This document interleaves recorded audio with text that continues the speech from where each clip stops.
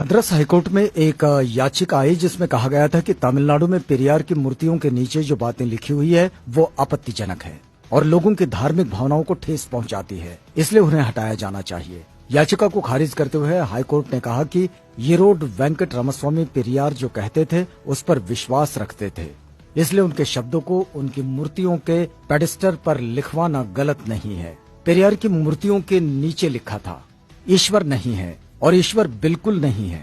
जिसने ईश्वर को रचा वो बेवकूफ है, जो ईश्वर का प्रचार करता है वो दुष्ट है और जो ईश्वर की पूजा करता है वो बर्बर है। ग्रेट पेरियर नायकर के ईश्वर से सवाल। पहला सवाल, क्या तुम कायर हो जो हमेशा छिपे रहते हो, कभी किसी के सामने नहीं आते?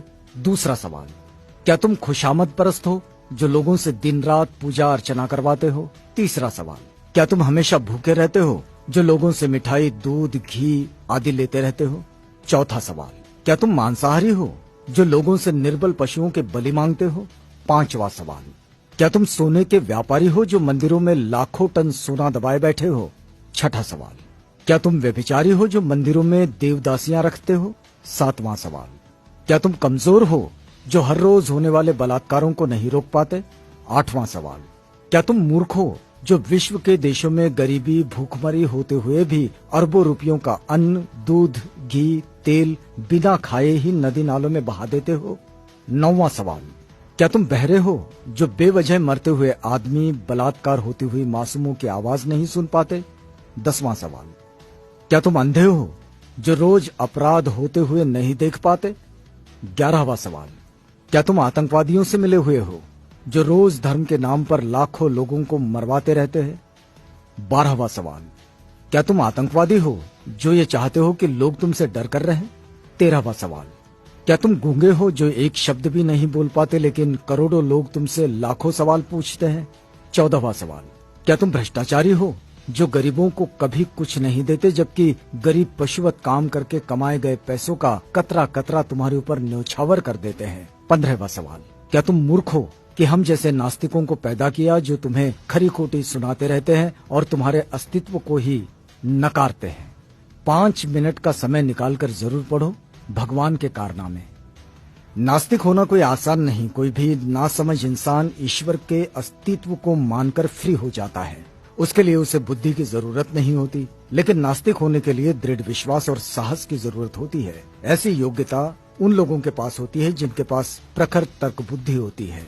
अंधश्रद्धा ऐसा केमिकल है जो इंसान को मूर्ख बनाने में काम आता है। पेरियार ईवी रामास्वामी। आप देख सकते हैं हिंदू धर्म का विचित्र इतिहास।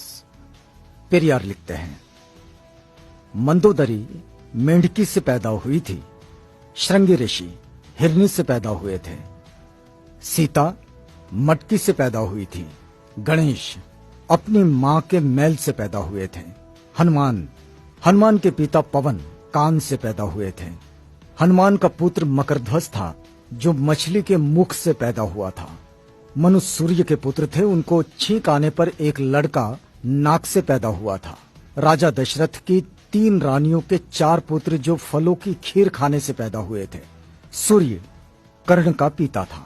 भला सूर्य संतान कैसे पैदा कर सकता है? वो तो आग का गोला है।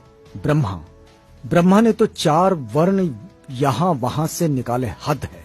अछूत का बनाया हुआ चमड़े का ढोल मंदिर में बजाने से मंदिर अपवित्र नहीं होता। अछूत मंदिर में चला जाए तो मंदिर अपवित्र हो जाता है। उन्हें इस बात से कोई मतलब नहीं कि ढोल किस जानवर की चमड़ी से बना है। उनके लिए मरे हुए जानवर की चमड़ी पवित्र है पर जिंदा अछूत अपवित्र। लानत है ऐसे धर्म पर। बुद्धिजीवी प्रकाश डालें, दिमाग की बत्ती जलाओ, अंधविश्वास भगाओ। यदि पूजा पाठ करने से ही बुद्धि और शिक्षा आती तो पंडों की औलादें ही विश्व में वैज्ञानिक, डॉक्टर, इंजीनियर होते। वहम से बचो, अपने बच्चों को उच्च शिक्षा दिलवाओ क्योंकि शिक्षा से ही वैज्ञानिक, डॉक्टर, इंजीनियर और शासक बनते हैं, पूजा पाठ से नहीं। अतः वहम का कोई इलाज नहीं है और शिक्षा का कोई जवाब नहीं है। शिक्षित बनो, संगठित रहो, संघर्ष करो।